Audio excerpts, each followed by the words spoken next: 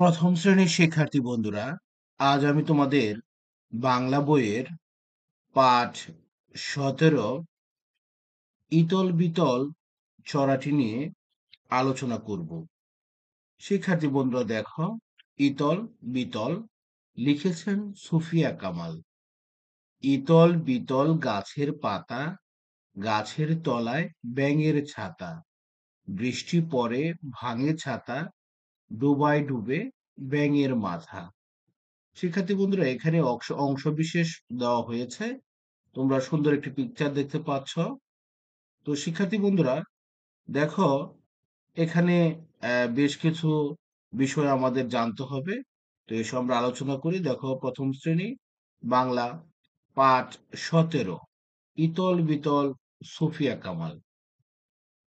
তো শিক্ষার্থী বন্ধুরা, এ অধ্যায় আলোচনার পূর্বে এসো প্রথমে আমরা এই ছড়ার শব্দগুলোর অর্থ জেনে নেই।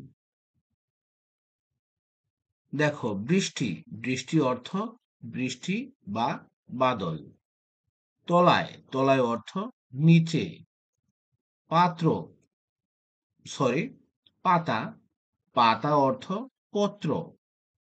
পাতা, পাতা অর্থ পত্র। ডুবা, ডুবা অর্থ ছোট পুকুর বা পানিপূর্ণ গর্ত। ডুবা, ডুবা অর্থ ছোট পুকুর বা পানিপূর্ণ গর্ত। শিক্ষার্থী বন্ধুরা, এরপর দেখো রয়েছে বাক্য গঠন। বাক্য গঠন করো, বাক্য গঠন করো। তো দেখো শিক্ষার্থী বন্ধুরা, এখানে ৪টি শব্দ রয়েছে। প্রথমে রয়েছে বৃষ্টি, তারপর রয়েছে তলায়, তারপর রয়েছে পাতা এবং তারপরে রয়েছে ডুবা। এই ৪টি শব্দ দিয়ে আমাদের বাক্য গঠন করতে হবে। দেখো, প্রথমে রয়েছে বৃষ্টি। বৃষ্টি দিয়ে যদি আমরা বাক্য গঠন করি তাহলে কিন্তু আমরা বলতে পারি আজ সারাদিন বৃষ্টি পড়ছে। এরপর দেখো রয়েছে তলায়। তলায় দিয়ে যদি আমরা বাক্য গঠন করি তাহলে কিন্তু আমরা বলতে পারি গাছের তলায় ব্যাঙের ছাতা। এরপর দেখো রয়েছে পাতা। পাতা দিয়ে যদি আমরা বাক্য গঠন করি তাহলে কিন্তু বলতে পারি ইতল বিতল গাছের পাতা। এরপর দেখো রয়েছে ডোবা। ডুবায় ডুবে ব্যাঙের মাথা। ডুবায় ডুবে ব্যাঙের মাথা। তো শিক্ষার্থী বন্ধুরা, এরপর দেখো রয়েছে শূন্যস্থান পূরণ। কি রয়েছে? শূন্যস্থান পূরণ। দেখো, প্রথমে রয়েছে ইতল বিতল ড্যাশ পাতা। তাহলে এই ড্যাশের মধ্যে কি বসবে? ড্যাশের মধ্যে বসবে গাছের পাতা।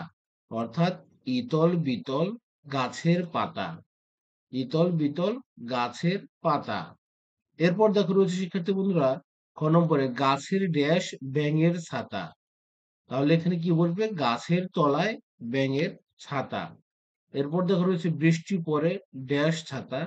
এখানে হবে বৃষ্টি পড়ে ভাঙে ছাতা। এরপর দেখো রয়েছে শিক্ষার্থী বন্ধুরা ডুবাই ড্যাশ ব্যাঙের মাথা। ডুবাই ড্যাশ ব্যাঙের মাথা। উত্তর কি হবে? ডুবাই ডুবে ব্যাঙের মাথা। শিক্ষার্থী বন্ধুরা, এরপর দেখো রয়েছে যুক্ত বর্ণ ভেঙে নতুন শব্দ গঠন করো। যুক্ত বর্ণ ভেঙে নতুন শব্দ গঠন করো। তো দেখো, এখানে শব্দ রয়েছে বৃষ্টি।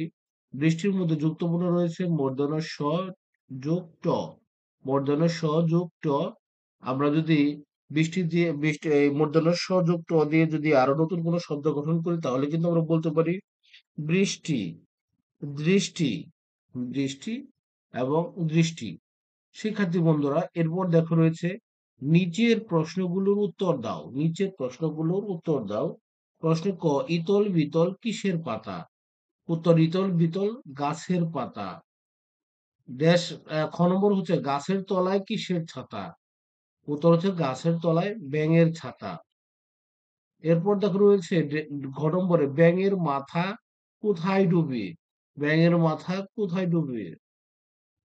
উত্তর হবে ব্যাঙের মাথা ডুবায় ডুবে। ব্যাঙের মাথা কোথায় ডুবে? ডুবায় ডুবে। তো শিক্ষার্থী বন্ধুরা, এরপর দেখো রয়েছে ঘ নম্বরে ছাতা কেমন করে ভাঙে? ছাতা কেমন করে ভাঙে? উত্তর বৃষ্টি পড়ে ছাতা ভাঙে। বৃষ্টি পড়ে ছাতা ভাঙে। এরপর দেখো রয়েছে ইতল বিতল ছড়াটি কে লিখেছেন? ইতল বিতল ছড়াটি কে লিখেছেন? উত্তর হচ্ছে সুফিয়া কামাল। কে লিখেছেন? সুফিয়া কামাল। তো শিক্ষার্থী বন্ধুরা, এরপর দেখো রয়েছে নিজের জানা একটি বৃষ্টির ছড়া বলি। নিজের জানা একটি বৃষ্টির ছড়া বলি। নিজের জানা একটি বৃষ্টির ছড়া বলি। এসো আমরা চেষ্টা করি। আয় বৃষ্টি ঝেঁপে, ধান দেব মেপে, লেবুর পাতা করম চা, যা বৃষ্টি ধরে যা। আরেকটু যদি বলি, বৃষ্টি এলো কাশবনে, জাগলো সারা ঘাস বনে, বুকের শাড়ি সরি বকের শাড়ি, বকের শাড়ি কোথায় রে, লুকিয়ে গেল বাঁশবনে। তাহলে আমরা যদি প্রথম থেকে পড়ি, আমরা পড়তে পারি, বৃষ্টি এলো কাশবনে, জাগলো সারা ঘাস বনে, বকের শাড়ি কোথায় রে, লুকিয়ে গেল বাঁশবনে, লুকিয়ে গেল বাঁশবনে। তো শিক্ষার্থী বন্ধুরা, আজ আর নয়, আবার কথা হবে পরবর্তী ক্লাসে। সে পর্যন্ত সবাই ভালো থেকো, সুস্থ থেকো। আল্লাহ হাফেজ।